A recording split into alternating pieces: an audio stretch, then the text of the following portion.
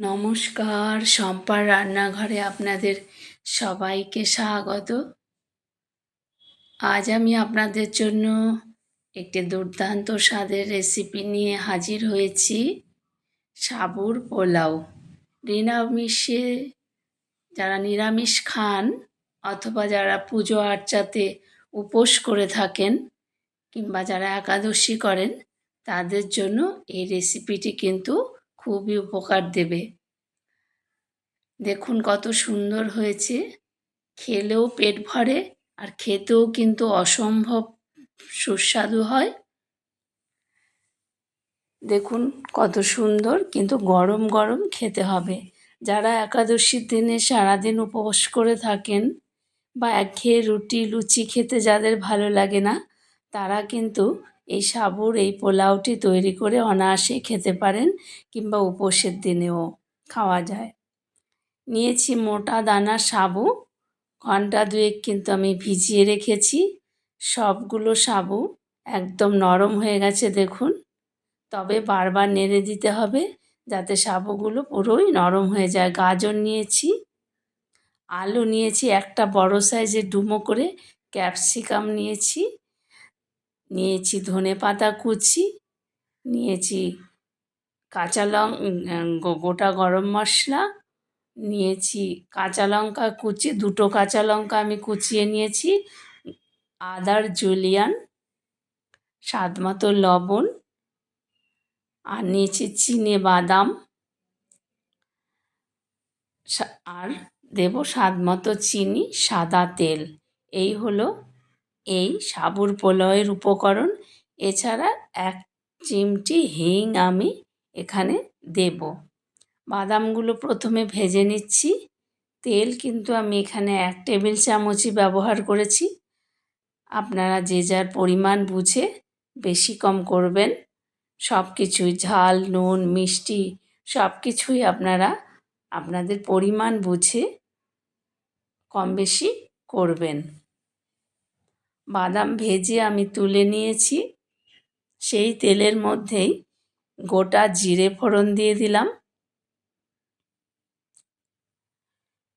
এবার দেব একটুখানি হিং, খুব সামান্য। হিং দিলে টেস্ট অসাধারণ হয়। যারা হিঙের গন্ধ পছন্দ করেন না তারা দেবেন না, এটা অপশনাল।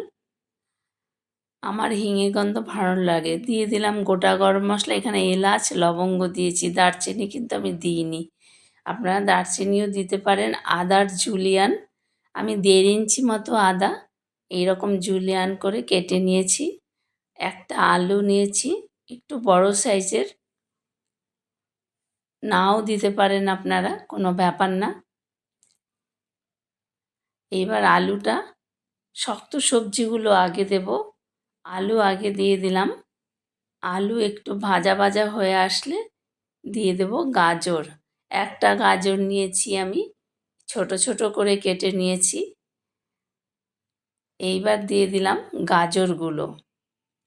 এবার আলু আর গাজর যতক্ষণ না সেদ্ধ হবে ততক্ষণ কিন্তু আমি ক্যাপসিকাম দেব না।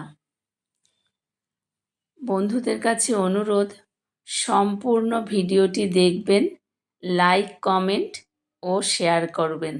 আর যারা নতুন বন্ধু তারা লাইক কমেন্টের সাথে সাথে অবশ্যই একটি সাবস্ক্রাইব করবেন, এই অনুরোধ রইল।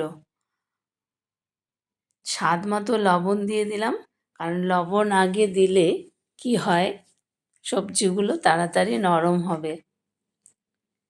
তাই লবণ দিয়ে নাড়াচাড়া করে আমি কিন্তু একটু ঢেকে দেব যতক্ষণ না সবজিগুলো সেদ্ধ হবে, আলু আর গাজর। মিনিট 5 আমি ঢেকে রাখবো আলু আর গাজর যাতে খুব ভালো করে সেদ্ধ হয়। কিন্তু জল দেবেন না বন্ধুরা, জল দিলে কিন্তু এই রান্নাটা একেবারেই নষ্ট হয়ে যাবে। কারণ জল দিলে, সাবুতে জল দিলে সাবু পাতলা হয়ে যাবে, গোটা গোটা আর থাকবে না। তাই জল ছাড়াই এই রান্নাটি করতে হবে। আলু গাজর আর একটু সেদ্ধ হবে, তার জন্য আমি আর একটু ঢেকে দেব। আরও মিনিট 2 আমি ঢেকে রাখবো। দিয়ে দিলাম স্বাদ অনুযায়ী কাঁচা লঙ্কা। ঝাল কিন্তু আপনারা যে যার স্বাদ অনুযায়ী দেবেন। তবে এই পোলাওতে অতিরিক্ত ঝাল কিন্তু ভালো লাগবে না। পোলাওতে বেসিক্যালি আমরা ঝাল দিই না, কিন্তু এটা যেহেতু সাবুর পোলাও, নাহলে একটু ঝাল ভাব না থাকলে খেতে ভালো লাগবে না। তাই আমি এখানে 2টো কাঁচা লঙ্কা কুচো করে অ্যাড করেছি। দিয়ে দিলাম ক্যাপসিকাম। আলু গাজর কিন্তু সেদ্ধ হয়ে গেছে। এবার ক্যাপসিকাম দিয়ে কিন্তু আমি আর ঢাকনা দেব না, কারণ ক্যাপসিকাম তাহলে নরম হয়ে যাবে। ক্যাপসিকামের ফ্লেভারটা এই পোলাওয়ে জাস্ট অসাধারণ লাগে। এমনিও ক্যাপসিকাম দিয়ে যে কোনো রান্নাই কিন্তু খেতে খুব ভালো হয়, যেমন আলুর দম, চিলি চিকেন, এগুলি সবই ভালো হয় খেতে। এই ক্যাপসিকাম না দিলে ফ্লেভারই আসে না। বন্ধুদের কাছে আবারও অনুরোধ করছি, সম্পূর্ণ রেসিপিটি দেখবেন। খুব সহজ পদ্ধতিতে তৈরি। দিয়ে দিলাম স্বাদ অনুযায়ী চিনি। খুব সহজ পদ্ধতিতে আর খুব তাড়াতাড়ি রান্নাটি হয়ে যায়। আপনারা সকালে ব্রেকফাস্টেও কিন্তু রুচি বদলানোর জন্য এই রেসিপিটি বানাতে পারেন। দেখবেন প্রত্যেকেই কিন্তু খেতে ভালোবাসবে। প্রত্যেক দিন রুটি, লুচি, পরোটার পরিবর্তে এটা কিন্তু খাওয়া যেতেই পারে। এছাড়া যারা নিরামিষ খান অথবা যারা একাদশী করেন, সেই দিনে কিন্তু এই সাবুর পোলাও সত্যি খুব উপকার দেয়, কারণ পেটও ভর্তি থাকে, খেতেও কিন্তু অসাধারণ। সব সবজিগুলো আমার ভাজা হয়ে গেছে। এবার আমি দিয়ে দেব সাবু। সাবু কিন্তু আমি একদম পরিমাণ মতন জল দিয়েছি, যাতে একটুও জল আর অবশিষ্ট না থাকে, কিন্তু তাও আমি একটা ছাঁকনির মধ্যে ঢেলে রেখেছিলাম। যতক্ষণ পর্যন্ত না জল শেষ হয়েছে ততক্ষণ কিন্তু তুলিনি। আপনারাও কিন্তু সেভাবেই করবেন। আমি একটা স্ট্রেনারের মধ্যে ঢেলে রেখেছিলাম এই সাবুগুলো। যতটা বাড়তি জল ছিল সব কিন্তু বেরিয়ে গেছে। নেড়ে চেড়ে নেব। এটা কিন্তু ঢাকনা দিয়ে রান্না করলে হবে না। গ্যাসের ফ্লেমটা মিডিয়াম টু লো করে নাড়াচাড়ার মধ্যেই কিন্তু এই সাবুটা সেদ্ধ হয়ে যাবে। ঢাকনা দিলে কিন্তু সাবু গলে কাদা হয়ে যাবে একদম। আর এই রেসিপি খুব গরম গরম খেতে হয়। দিয়ে দিলাম ভাজা বাদামগুলো। খুব কালারফুল হয় দেখতে, আর খেতেও কিন্তু অসাধারণ। আপনারা বাড়িতে একবার ট্রাই করে দেখবেন, প্রত্যেকের ভালো লাগবে। গ্যাসের ফ্লেম কিন্তু খুব বাড়ানো যাবে না, একদম মিডিয়াম টু লো ফ্লেমেই এই রান্নাটি করতে হবে, নাহলে সাবুর কালার নষ্ট হয়ে যাবে। সাবু কিন্তু এই নাড়তে নাড়তেই সেদ্ধ হয়ে যাবে, তার জন্য ঢাকনা দেওয়ার কোনো দরকার নেই। বন্ধুদের কাছে অনুরোধ করছি, আবারও সম্পূর্ণ ভিডিওটি দেখবেন। প্রায় হয়ে গেছে। এবার আমি একটি পাত্রে দিয়ে দিলাম ধনেপাতা কুচি। ধনেপাতা দিলে এর ফ্লেভার আরও সুন্দর হয়, দারুণ লাগে। ধনেপাতা দিয়ে যে কোনো জিনিস রান্না করলেই তার স্বাদ এবং গন্ধ দুটোই কিন্তু আলাদা রকমের হয়। দিয়ে দিলাম ধনেপাতা কুচি। এবারে আমি একটি পাত্রে আপনাদের সার্ভ করে দেখাবো। রান্নাটি কিন্তু রেডি হয়ে গেছে।